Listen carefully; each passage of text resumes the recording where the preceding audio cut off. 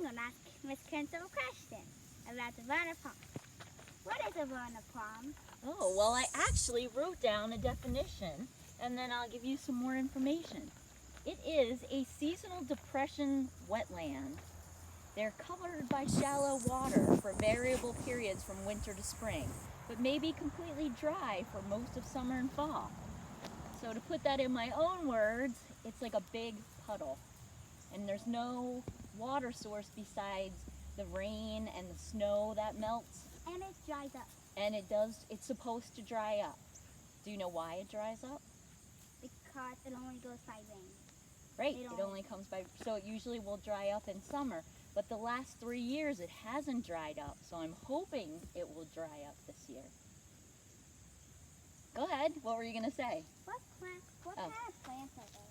Oh, those are cat-o'-nine-tails, or what we call cattails, and they grow in the swampy or wet areas.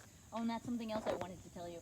The real name of this is a vernal pool, vernal meaning seasonal, but my kids call it the swamp because it's always wet and damp. I do too. Yeah, so. And it can also be called technically a highland marsh.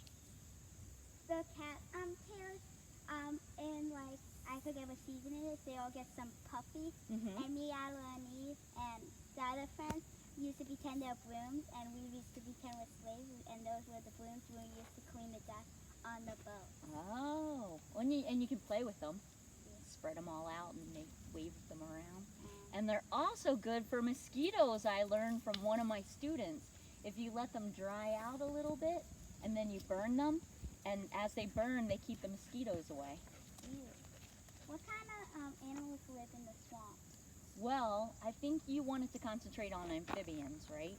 Yeah. So there's lots of invertebrates, like the bugs, things that don't have spines.